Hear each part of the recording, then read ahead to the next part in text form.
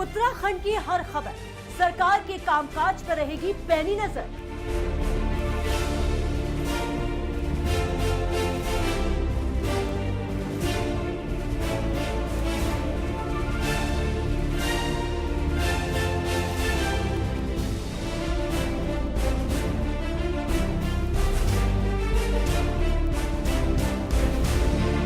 विकास की रफ्तार का क्या है हाल?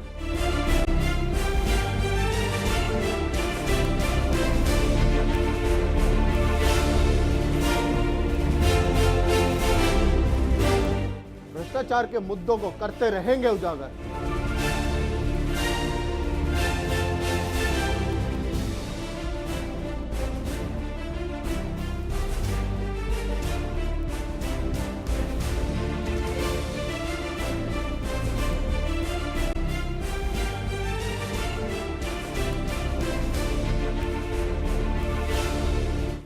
शिक्षा और स्वास्थ्य सेवाओं पर खासा जोर।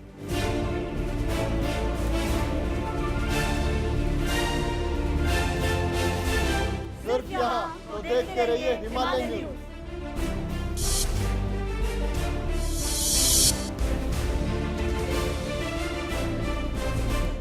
नमस्कार, हमारी इस खास पेशकश में आप सभी का स्वागत है। मैं हूं नेहा माहेश्वरी। आज अपने इस खास कार्यक्रम में हम बात करेंगे देश के जाने माने निठारी कांड की, जिसके दोषी सुरेंद्र कोहली की फांसी पर फिलहाल इलाहाबाद हाई कोर्ट ने रोक लगा दी है। दरअसल आपको बताते चले कि जहां सुरेंद्र कोहली को फांसी दिए जाने की मांग को लेकर लगातार आवाज मुखर हो रही थी, वहीं उसकी फांसी पर रोक लगाई जाए कुछ संगठन इसकी मांग भी कर रहे थे। फिलहाल इसी मुद्दे पर चर्चा करने के लिए हमारे साथ कुछ मेहमान मौजूद हैं। हमारे साथ इस मुद्दे पर चर्चा करने के लिए मौजूद हैं साहित्यकार, मशहूर साहित्यकार पंकज बिष्ट जी। पंकज जी, आपका बहुत बहुत स्वागत है। इसके अलावा हमारे साथ जुड़ेंगे इस मुद्दे पर चर्चा के लिए एडवोकेट रविंद्र गढ़िया जी। रविंद्र जी, आपका भी बहुत बहुत स्वागत है। सबसे पहले रुख कर लेती हूँ मैं रविंद्र जी आपका। कोर्ट ने जिस तरीके से एक बड़ी राहत देते हुए सुरेंद्र कोहली की फांसी पर रोक लगाई है, इसको किस तरीके से आप देखते हैं? सुरेंद्र कोहली की फांसी पर रोक कोर्ट ने ये कहते हुए लगाई है कि उसकी दया याचिका के फैसले में सरकारों ने 3 साल से भी ज़्यादा वक्त लिया जी। और एक आदमी को पहले फांसी की सज़ा सुना देना और फिर उसे बिल्कुल ऐसे 3 साल तक वो लगातार इस भय में जीने को मजबूर करना कि कभी भी उसकी मौत उसके सामने आ सकती है। ये अमानवीय यातना और इतने लंबे समय तक किसी व्यक्ति को ने जब झेली हो, ऐसी अमानवीय यातना देने के बाद उसे फांसी देना उचित नहीं है। यह उस सज़ा से भी ज़्यादा होगा जो उसे दरअसल कोर्ट ने शुरू में सुनाई थी। उसे उस अमानवीय यातना की सज़ा नहीं सुनाई गई थी, उसे मौत की सज़ा सुनाई गई थी और ये मौत की सज़ा से भी ज़्यादा सज़ा देने के बराबर होगा। इन हालात को देखते हुए कोर्ट ने कहा कि यह उचित होगा कि उसकी फांसी की सज़ा को उम्र कैद की सज़ा में तब्दील कर दिया जाए। कोर्ट का फैसला ये है। बिल्कुल। पंकज जी, आप इस फैसले को किस तरीके से देखते हैं? देखिए, मैं इस फैसले को दूसरी तरीके से देखता हूँ। वो ये है कि जो दबाव अंततः इस बात का बना है कि ये सारे मामले में, निठारी के मामले में जो भी फैसला आया है, वो फैसला अगर अनुचित ना भी कहें तो भी वो यथार्थ के नज़दीक नहीं है। इस पर पुनर्विचार होना चाहिए और इसके खिलाफ एक बड़े पैमाने पर आवाज़ उठी है।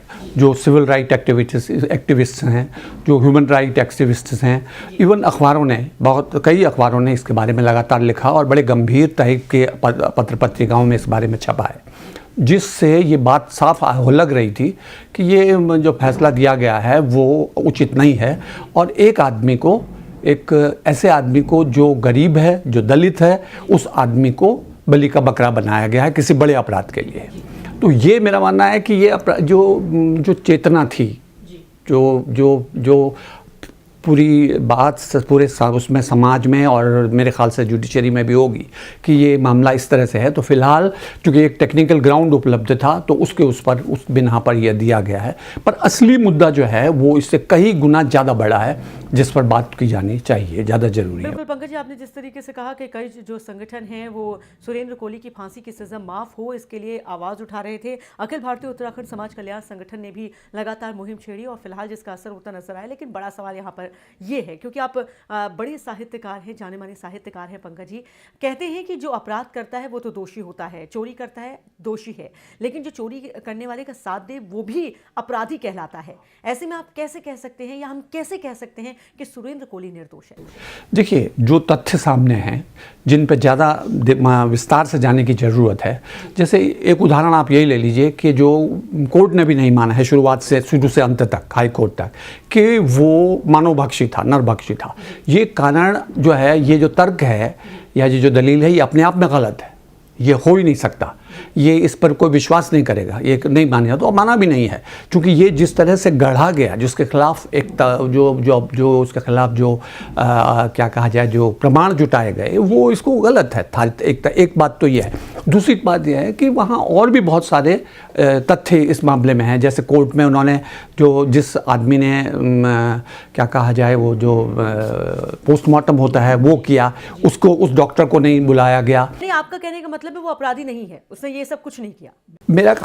मेरा कहने का तात्पर्य यह है कि जो तथ्य सामने आए हैं उसके हिसाब से नए सिरे से उस पूरी बात की उस पर जांच होनी चाहिए, और ये जरूरी है उसके बाद ही, क्योंकि अभी 15 मामले और बचे हुए हैं जिनमें मुकदमा चलना है, तो वो सब तब ही उसको अपराधी माना जाए या नहीं माना जाए, तब फैसला होना है। बिल्कुल रविंद्र जी, यहाँ आपसे जानना चाहेंगे, जो यहाँ पर दलील दी गई है पंकज जी की तरफ से, बहुत सारी चीज़ें कही गई हैं यहाँ पर, और बहुत सारे तथ्य भी रखे गए हैं कि इस आधार पर वो पाक साफ साबित हो रहा है, या तो कोर्ट के सामने भी ये सारी चीज़ें पेश की गई होंगी।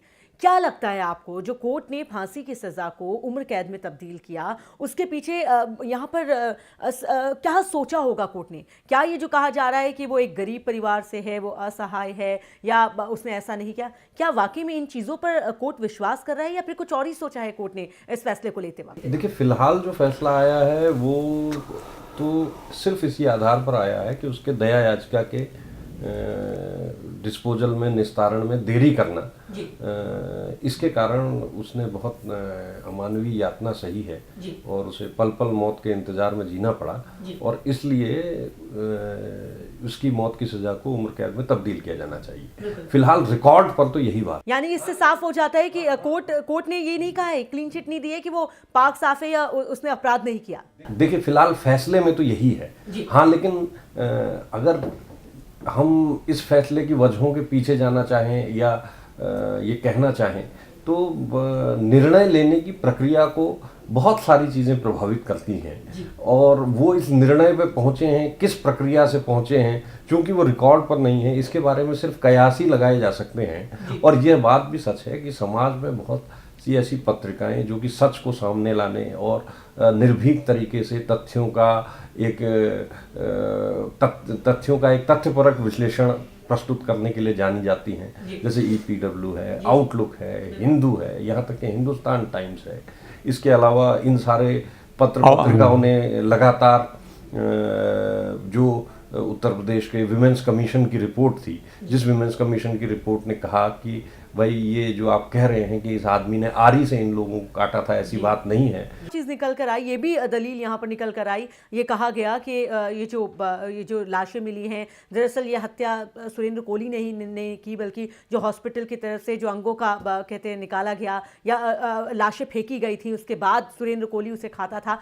अगर वो ऐसा करता भी था तो ये लाशें लगातार फेंकी जा रही थी, तो फिर सुरेंद्र कोहली ने क्यों नहीं आवाज़ उठाई? इसको लेकर भी सवाल उठे। तो कहीं ना कहीं कुछ ना कुछ तो है, हालांकि दलीलें बहुत आ रही है, लेकिन अभी तस्वीर साफ नहीं हुई है। देखिए, सवाल ये है कि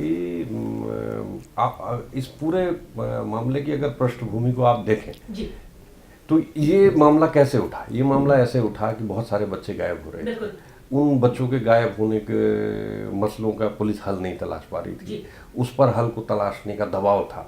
हमारे समाज में तमाम तरह का संगठित अपराध है, वो संगठित अपराध की एक श्रेणी यह भी है कि ऑर्गन ट्रेडिंग भी उसका एक बड़ा पार्ट है।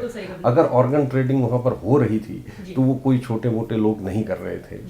समाज में हम लोग यह भी जानते हैं कि हमारी संस्थाएं, चाहे वो पुलिस हो या और कोई हो, उन लोगों पर यह भी दबाव रहता है कि जब वो एक तरफ उन्हें इस तरह के सोसाइटी या जनता के सामने यह कहना होता है कि हमने इन मसलों को हल कर लिया है, और दूसरी तरफ से दबाव ये होता है कि जो बहुत संगठित और बहुत ताकतवर लोग होते हैं उन लोगों के गरेबानों तक हाथ डालने में कि या तो उन्हें ताकत नहीं होती या इच्छा शक्ति नहीं होती। इस पृष्ठभूमि में इस मामले को देखा जाना चाहिए, और हम ये क्यों मान लें या हम इस नतीजे पर किस आधार पर पहुंच जाए कि सुरेंद्र कोली किसी न किसी तरह से इससे जरूर ताल्लुक रखता होगा। हम इस दिशा में क्यों न जाएं कि ये हमारी सामाजिक पृष्ठभूमि है जिसके बारे में हमें बहुत अच्छी तरह से मालूम है कि यहाँ ताकतवर को न छेड़ने, उनको न छूने, उनके गिरेबान पे हाथ न डालना, ये सलाह हर माँ बाप, भले ही उसका बच्चा पुलिस अधिकारी हो या बड़ा वरिष्ठ अधिकारी हो, उसको लगातार ये दबाव बना रहता है कि शांति से नौकरी करो, ऐसा कुछ न करो कि तुम पर मुसीबत आ जाए। ये दबाव जब इन संस्थाओं पर बना हुआ है, इन हालात में वो संस्थाओं पर एक दूसरा दबाव सरकार का यह है कि आप क्राइम सॉल्व कीजिए,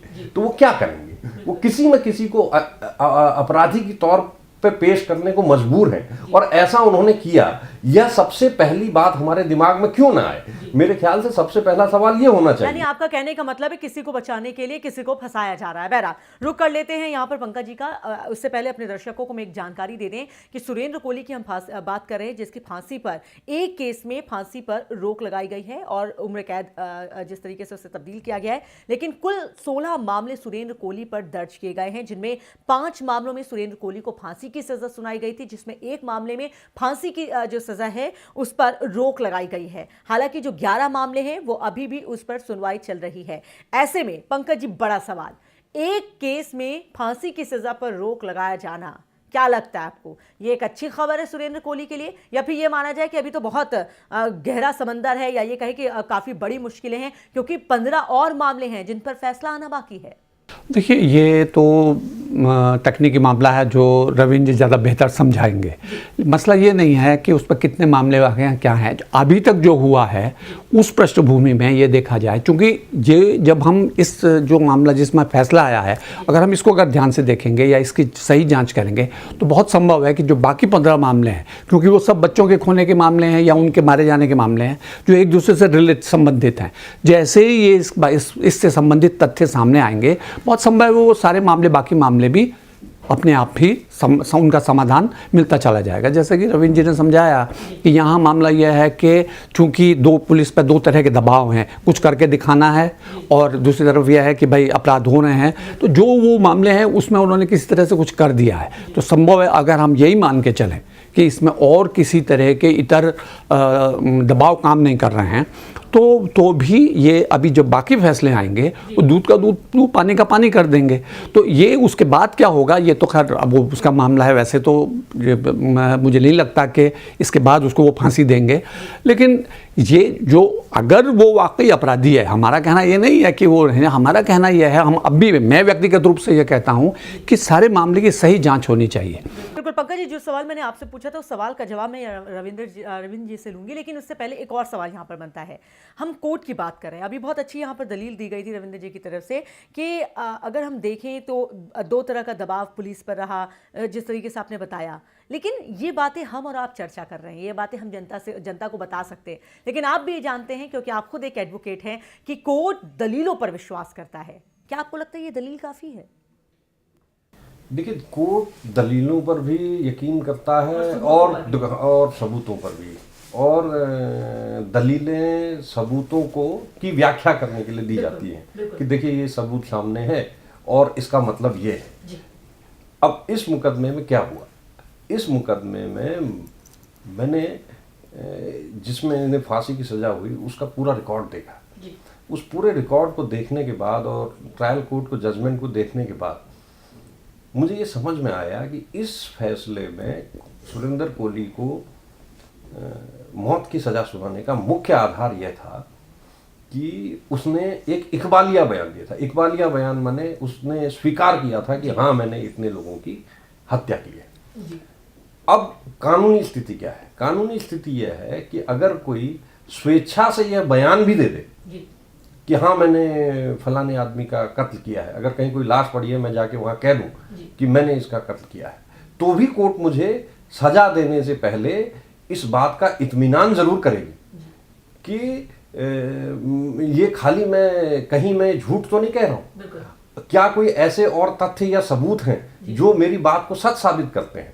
कोर्टों को इकबालिया बयान के आधार पर सजा देने के मामले में भी यह सावधानी बरतनी होती है।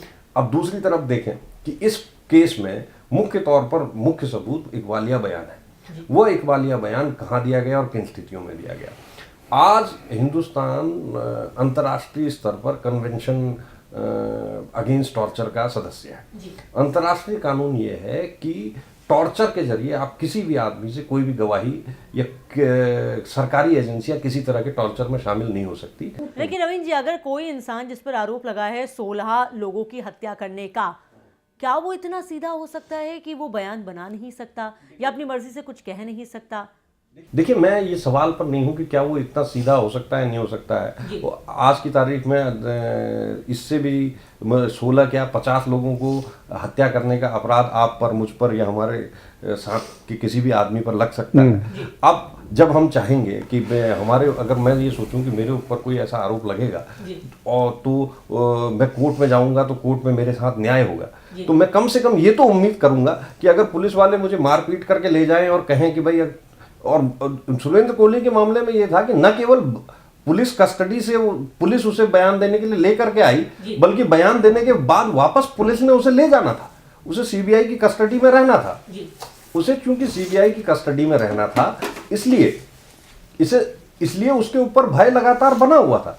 उसके ऊपर ये लगातार डर बना हुआ था कि अगर मैंने ये बयान नहीं दिया तो वापस आकर के पुलिस मुझे फिर से मारेगी, पीटेगी। तो मैं अगर इस स्थिति में मैं कोई बयान दूंगा तो कोर्ट के पास इतनी क्षमता होगी कि वो दूध का दूध, पानी का पानी कर पाए, वो इतनी सक्षम हो कि वो ये फैसला कर सके कि यह बयान विश्वास करने योग्य नहीं है, या कम से कम वो ये देखे कि क्या इस बयान को पुख्ता करने वाले कोई और सबूत रिकॉर्ड पर उपलब्ध है। कम से कम इतनी सावधानी कोर्ट जरूर बरतेगी इस बात को। लेकिन यहाँ पर रविंद्र जी रुक कर लेते हैं पंकज जी की तरफ भी। पंकज जी, यहाँ पर जिस तरीके से यहाँ पर रविंद्र जी ने बहुत सारी बातें कही हैं, लेकिन वही घूम फिर कर वही सवाल आता है कि जो कोर्ट है वो सबूतों पर विश्वास करती है। अगर मान भी लेते हैं कि हो सकता है कि यहाँ पर सुरेंद्र कोहली सही हो सकता है कि उसे गलत तरीके से फंसाया जा रहा हो सकता है कि उसके द्वारा कहे गए एक एक शब्द सही हो, लेकिन सबूत क्या है? सबूत क्या है? बिना सबूत के कोर्ट कैसे मान लेगी? क्योंकि अगर एक व्यक्ति को मारने का या एक लड़की को मारने का आरोप होता तो एक समझा जा सकता था। 16 हत्याएं, आप समझ सकते हैं, देश का सबसे बड़ा निठारी कांड जिसे शायद इतने साल बाद भी लोग भूल नहीं पाए हैं, तो सिर्फ ये कहने दें से उसे रिहा नहीं किया जा सकता। देखिए, असल में हो क्या रहा है कि ये जो काम था, ये काम था पुलिस का सही बात पता लगाने का, और यहाँ पुलिस की इंटीग्रिटी पर ही डाउट हो रहा है, किया जा रहा है लगातार। जैसे कि मैंने कहा कि उसको जो मिनिस्ट्री की रिपोर्ट थी उसमें भी उसने ये इशारा किया, पुलिस ने उसको सही तरीके से इन्वेस्टिगेट नहीं किया। ये सारे मामले चूँकि बहुत कानूनी पेचीदा हैं और उस पर ज़्यादा देखा जाना चाहिए। हमारा कहना यह है लगातार जो तथ्य नए सिरे से सामने आए हैं उनको ध्यान में रखते हुए इस बात की जाँच होनी चाहिए। लेकिन मैं इसमें दो पक्ष की ओर बहुत जरूरी जो हैं उनकी ओर ध्यान दिलाना चाहता हूँ। देखिए, एक यह है कि ये भारतीय न्याय व्यवस्था का पर एक तरह का धब्बा है कि जितने भी लोगों को मौत की सज़ा मिलती है उसमें लगभग 90% जो ऐसे लोग हैं जो गरीब हैं, दलित हैं और जो पिछड़ी जातियों से आते हैं, या वो क्या कहा जाए माइनॉरिटीज़ के हैं। एक मसला यह है, इसका मतलब सीधा यह है कि फांसी लगाने का मुद्दा जो है ये अपने आप में गरीबों से जुड़ा हुआ मुद्दा है, जिस पर भी नए सिरे से जांच होनी चाहिए। आप देखेंगे ये रिकॉर्ड है कि एक भी मध्य वर्ग तक का आदमी कोई जेल जिसको फांसी नहीं हुई है। उसमें गरीब अपर कास्ट को हो सकती है लेकिन वो नहीं हुई है। दूसरी बात यह है इस संबंध में महत्वपूर्ण कि आप फांसी लगाना इटसेल्फ अपने आप में एक अमानवीय कृत्य है। इसलिए अब अपानवीय है क्योंकि देखिए, आप मान लीजिए एक आदमी को फांसी चढ़ा देते हैं और वो गलत होता है। जैसे कि अभी मैं 2-3 महीने पहले की एक घटना है जिसमें पटना हाई कोर्ट ने एक फैसले में 2 आदमियों को आजीवन कारावास दे दिया। उन्होंने एक आदमी की हत्या के आरोप में, और बाद में पता लगा कि वो आदमी जिंदा है, वो कहीं जाके छिपा हुआ, और 8-10 साल उन्होंने जेल में काट दिए। उसका क्या होगा? तात्पर्य मेरा कहने का यह है कि अगर कोई गलती किसी न्याय प्रणाली से होती है और जो लगातार होती हैं। ऐसा नहीं है कि न्याय प्रणाली में कोई भगवान बैठे हैं वो बेचारे करें, मतलब मानवीय मामला है, गलत हो सकता है। तो अगर हम मृत्यु दंड देते हैं किसी को तो उसको सुधारा नहीं जा सकता, इसलिए वो दंड जो है देना गलत है। और भारत उन देशों में से है जिसने इसको मृत्यु दंड को ख़त्म नहीं किया है, जो किया जाना बहुत ज़रूरी है। तो ये जो दो तथ्य हैं जिनकी ओर ध्यान दिलाना बहुत ज़रूरी है कि एक तो ये गरीबों के खिलाफ जाता है और जो है, और दूसरी तीसरी बात एक और देखिए, समस्या ये है कि ये जो लोग हैं ये गरीब छोटे छोटे कई राज्यों से आते हैं, जैसे उत्तराखंड है या बिहार है या झारखंड है या उत्तर प्रदेश के पूर्वी जिलों के, जो गरीबों इलाकों से आते हैं, जगह जगह काम करते हैं। इनको कोई सुरक्षा नहीं है। इनका मानसिक, शारीरिक, यौन शोषण हर एक तरह का होता है इनका। और एक घटना नहीं, आप रोज़ घटनाएं सुनने को मिलती हैं। ये सारी बातें बतलाती हैं कि इस स्थिति को देखते हुए भी सारे मामले में एक ज़्यादा मानवीय दृष्टि अपनाई जानी चाहिए। ये हमारी लगातार प्ली है। बिल्कुल रविंद्र जी, जो सवाल मैंने पंकज जी से पूछा था उस सवाल का जवाब मैं ज़रूर लेना चाहूँगी, क्योंकि काफ़ी महत्वपूर्ण सवाल है कि अभी 15 मामले और लंबित हैं।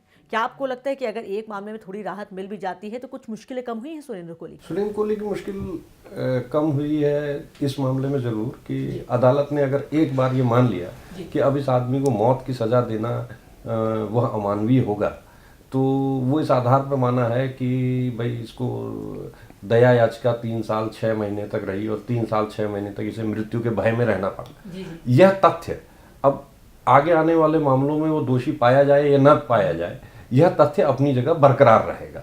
और इसलिए तार्किक तौर पर और न्यायिक तौर पर आगे किसी भी मामले में उसे मृत्यु दंड की सजा देना कम से कम संभव नहीं रहेगा। बिल्कुल, यहाँ पे एक और सवाल है रविंद्र जी, ये भी जानना चाहेंगे क्योंकि शायद ये इस सवाल का जवाब जनता भी जानना चाहती है और ख़ासतौर पर मैं भी जानना चाहती हूँ, क्योंकि ये जो फैसला आया है वो दिल्ली माफ़ कीजिएगा इलाहाबाद हाई कोर्ट का है।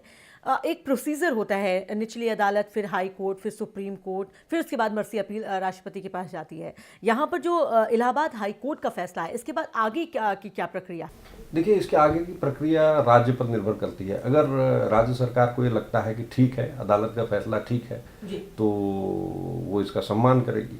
अगर उनसे इससे कोई आपत्ति होगी तो हो सकता है वो इससे ऊपर की कोर्ट जो कि उच्चतम न्यायालय में अपना पक्ष रखेंगे। रविंद्र जी, मेरे ख्याल से यहाँ आज वो राज्य सरकार ने कहा कि सीबीआई का नया मामला है, सीबीआई है, वही जाने क्या करेगी। हाँ, ये अपना केंद्र सरकार का है, राज्य का प्रोसिक्यूटिंग एजेंसी जो है वो अपना सुप्रीम कोर्ट को अप्रोच कर सकती है। तो ये सरकार के रुख पर तय करेगा, सरकार के रुख पर निर्भर होगा। बिल्कुल बिल्कुल। पंकज जी, जिस तरीके से अगर इस केस की बात करें, 2005-2006 में कुल मिलाकर ये मामला सामने आया, 2015 हो गया है। एक लंबा वक्त, इतना लंबा वक्त कि जो अपराधी है, जाहिर सी बात है उसने अपराध किया है नहीं किया है अभी तक ये भी साफ नहीं हो पाया, लेकिन उसने अपने जीवन के 9 साल 10 साल जेल में बिताए हैं। क्या आपको लगता है कि कहीं ना कहीं जो न्याय प्रणाली है उसमें भी सुधार होना चाहिए?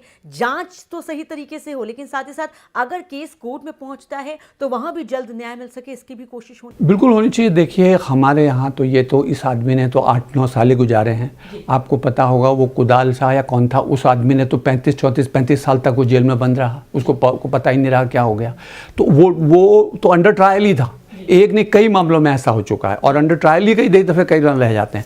तो ये तो बहुत जरूरी है। हम इतना बड़ा देश है हमारे यहाँ, जहाँ बहुत सारे लोग गरीब हैं या बिल्कुल उस पर हैं, क्या कहा जाए, मार्जिन पर हैं, बिल्कुल हाशिए पर रहने वाले लोग हैं। इसमें न्याय प्रणाली को ज़्यादा, अगर हम एक बेहतर एक ऐसा समाज बनाना चाहते हैं जहाँ समानता हो, जहाँ लोगों को क्या कहा जाए, उसको कम से कम पीड़ा से गुजरना पड़े, तो न्याय प्रणाली और प्रशासन जो है, पुलिस व्यवस्था जो है, वो बहुत चुस्त दुरुस्त, बहुत ईमानदार होनी चाहिए। ये हमने क्योंकि आप जानते हैं जो भी न्याय व्यवस्था है या जो भी पुलिस है वो हमारी समाज का हिस्सा है, उसी समाज का जिसमें हम लोग रहते हैं, वो उससे अलग नहीं। लेकिन न्याय प्रणाली को में सुधार की बहुत ज़रूरत है। ये अन्यथा ये जो है बहुत उसके जो दुष्परिणाम हैं वो कई तरह से देखने को मिलेंगे समाज में। बिल्कुल। बिल्कुल रविंद्र जी, आप खुद एडवोकेट हैं और जाहिर सी बात है आप खुद इस पेशे से आते हैं। जो हम न्याय प्रणाली में सुधार की बात करें, क्योंकि ये कोई अकेला मामला नहीं है, निठारी कांड देश का बड़ा मामला। इसके अलावा अगर हम आरुषि की बात करें, आरुषि कांड में भी कुछ ऐसा ही हुआ था। इसके अलावा भी बहुत सारे ऐसे केसेस हैं। तो आपको ये लगता है कि शुरुआत में पहले पुलिस अच्छे से काम नहीं करती या जाँच एजेंसियाँ अपना काम नहीं करती, बाद में जब केस कोर्ट में पहुँचता है कभी सबूत नहीं होते, कभी दलील सही नहीं होती, इस वजह से मामला लंबित रहता है, खिंचता रहता है और पिसता कौन है? वो व्यक्ति जिस पर आरोप लगा होता है, लेकिन आरोप भी सिद्ध नहीं होते। तो कुल मिलाकर आपको लगता है कि इसमें भी अब तेजी और सुधार दोनों लाने की जरूरत है? देखिए, तेजी और सुधार लाने की जरूरत है, इससे तो कोई इनकार नहीं करेगा और ये एक बहुत बड़ी जरूरत लगातार बनी हुई है। लेकिन इस मामले के पृष्ठभूमि में थोड़ा और पीछे तक जाए तो आप देखें कि ये मामला किस तरह शुरू हुआ। दरअसल ये मामला इस तरह से शुरू हुआ कि उस इलाके में कुछ गरीब लोगों के बच्चे गायब, जिन पर लंबे समय तक कार्रवाई नहीं। उसमें ये भी माफ कीजिएगा, मैं ये कि बांग्लादेशी थे जिनको ये डरा गया कि तुम वो अवैध रूप में आए हो, तुमको निकाल दिया जाएगा। वो दबाने की उनके कोई स्थिति नहीं थी कि वो शिकायत भी कर पाए। जब गायब होने वाले बच्चों की तादाद इतनी ज्यादा हो गई कि एक बहुत बड़ा मुद्दा बन गया, तब जाकर के इस मुद्दे को हल करने की कोशिशों के क्रम में सुरेंद्र कोहली को पकड़ा गया। तो अगर इस मुकदमे को मिसाल लें तो सबसे पहले शुरुआत यहाँ से होनी चाहिए कि अगर किसी भी आदमी का बच्चा, चाहे वो अमीर हो चाहे वो गरीब हो, वो थाने में जाता है, पुलिस के पास जाता है, कहता है जी मेरा बच्चा मिल नहीं रहा, तो पुलिस वाले उससे पूछने की बजाय कि भाई कितनी देर से नहीं मिल रहा, कितने घंटे हुए हैं, आधा घंटा हुआ है, 1 घंटा हुआ है, 2 घंटा हुआ है, ये कहने के पूछने के बाद अगर वो कहे कि 2 घंटे से मेरा बच्चा नहीं मिला, अरे वो कहीं चला गया होगा। तुम ऐसा करना कि जब तक कम से कम 2 दिन तक ढूंढो, फिर ना मिले तब हमारे पास आना, तब हम कुछ करेंगे। जब तक यहाँ इस रवैये में सुधार नहीं आएगा, जब तक किसी तरीके से यह सुनिश्चित नहीं किया जाएगा कि अगर कोई व्यक्ति, चाहे वो अमीर हो चाहे वो गरीब हो, चाहे वो किसी भी कितने समाज के निम्नतम से निम्नतम पृष्ठभूमि का हो, वो पुलिस के पास जाके कहता है कि मुझे मेरा बच्चा कुछ देर से मुझे मिल नहीं रहा और उसे ढूंढने के। बिल्कुल। चलिए पंकज जी, आखिरी सवाल मैं आपसे लूंगी, क्या कहना चाहेंगे आप, क्योंकि कई संगठन तो जुड़े हुए हैं, सुरेंद्र कोहली के लिए आवाज़ भी उठा रहे हैं, मुहिम भी छेड़ रहे हैं, एक शुरुआत भी हुई है, लेकिन ये लड़ाई बहुत लंबी है। क्या लगता है आपको, कुछ कहना चाहिए? देखिए जी, ऐसा है कि मैं ये कहना कि इस तरह के इस मामले में कोई बहुत लंबी लड़ाई का हम लोग हिस्सा होंगे, ऐसा तो खैर संभव नहीं है। लेकिन मैं जैसा कि शुरुआत में कह रहा था, ये मामला एक व्यक्ति का नहीं है। जैसा कि मैंने कहा कि ये जो समाज के गरीब वर्ग से और गरीब प्रदेशों से आने वाले लोग हैं, उनको ये समस्याएं जगह जगह फैसला उनको ये समस्याओं का सामना करना पड़ता है। मैं आपको उदाहरण समेत बता सकता हूँ कि पहले ये कई दफ़े सुनने में आया था कि उत्तर प्रदेश के पूर्वी इलाकों में या बिहार में बड़े किसान या बड़े जमींदार या बड़े लोग ऐसा करते हैं, अपराध करते हैं और अपने नौकरों को अपनी जगह जेल भेज देते हैं अगर दंडित होते हैं तो। इसी तरह का एक बहुत हाई प्रोफाइल मामला बम्बई का था, जिसमें चेतन आनंद की पत्नी को, वो एक्ट्रेस जो थी, क्या नाम था उसका, क्या था वो जो थी महिला, उसका हत्या हुई, उनके लड़कों ने हत्या करी। उन्होंने एक घरेलू नौकर का इस्तेमाल उस औरत को जहर देने के लिए किया, वो पकड़ी गई और वो बाकी 2 बच गए। तो मेरा कहने का मतलब यह है कि लगातार इस तरह से ये मामला एक बृहत्तर उसमें है कि ये देखा जाना चाहिए कि इस तरह के अगर अपराध हो रहे हैं और उसमें नौकर फंस रहे हैं तो उनको किस तरह से उनके लिए सुरक्षा की व्यवस्था हो। वैसे भी वो बहुत गरीब तबके से आते हैं तो साफ़ ही है। तो ये जो है, इसलिए हमारा मुद्दा ये है कि हमने सुरेंद्र कोहली के बहाने उन सबको, मैं एक सुरेंद्र कोहली की बात नहीं कर रहा हूँ, मैं लगातार ये कहना चाहता हूँ कि वो जो गरीब तबके से लोग आते हैं उनकी सुरक्षा का, उनको न्याय देने का एक कोई ना कोई एक सिलसिला भी होना चाहिए। और सरकारी तौर पर इन लोगों के लिए कोई एजेंसी होनी चाहिए जो इनके देखभाल के लिए इनके सामाजिक सुरक्षा का काम करे, जो अभी बिल्कुल नहीं है। ना तो उनके राज्य व्यवस्थाएं राज्य करते हैं, ना केंद्र में दिल्ली में या बम्बई में बड़े शहरों में जहाँ वो जाते हैं, जहाँ वो जाके काम करते हैं वहाँ उनको वो बहुत ही निहायत हीन दृष्टि से देखते हैं। और जहाँ से वो आ रहे होते हैं, जैसे मैं उत्तराखंड का ही उदाहरण लेता हूँ, अधिकांश उत्तराखंड की जो अर्थव्यवस्था है वो मनी ऑर्डर इकोनॉमी से चलती है। इन गरीबों का पैसा ये कमा के भेजते हैं और इनकी रक्षा के लिए वो राज्य सरकार कुछ नहीं करती। उनका कोई प्रबंध नहीं, उनको हो गया, पकड़ा गया, वहाँ राज्य सरकार से ये तक नहीं होता कि देखे कि भैया ये क्यों हो रहा है, ये क्या हो रहा है। यानी सपोर्ट की ज़रूरत है बहुत ज़्यादा, बिल्कुल सपोर्ट की ज़रूरत है। और फिलहाल सुरेंद्र कोहली की हम बात कर रहे हैं, हालांकि ये हम अभी नहीं कह सकते कि वो दोषी है या फिर नहीं, क्योंकि ये मामला अभी चल रहा है और जाहिर सी बात है सारे सबूत, सारी दलीलें कोर्ट में पेश की जाएंगी और इसी के आधार पर कोर्ट फैसला लेगा। लेकिन उससे पहले बहुत सारी ऐसी चीज़ें हैं जो हम चर्चा भी कर रहे थे कि कहाँ गलतियाँ देखने को मिली हैं, कहाँ किस तरीके से लीप होल देखने को मिला है। कुल मिलाकर इन तमाम पहलुओं पर भी गौर करने की ज़रूरत है। हालांकि हम आने वाले वक्त का इंतज़ार करेंगे कि क्या होता है तमाम केसेस में, क्योंकि 16 मामले हैं जिनमें एक में तो भले ही राहत मिल गई हो सुरेंद्र कोहली को, लेकिन अभी 15 मामले और लंबित हैं। और ये संगठन भी लगातार आवाज़ उठा रहे हैं कि सुरेंद्र कोहली निर्दोष है, उसे रिहा कर देना चाहिए, उसे माफ़ कर देना चाहिए। लेकिन क्या कोर्ट का फैसला होता है वही सर्वोपरि होगा। बहरहाल आप दोनों मेहमानों का बहुत बहुत शुक्रिया, पंकज जी आपका बहुत बहुत शुक्रिया और साथ ही साथ रवीन जी आपका भी बहुत बहुत शुक्रिया हमारे स्टूडियो में आने के लिए और इस मुद्दे पर चर्चा करने के लिए। तो इसी के साथ हमारी इस खास पेशकश में बस इतना ही। मुझे दीजिए इजाज़त, नमस्कार।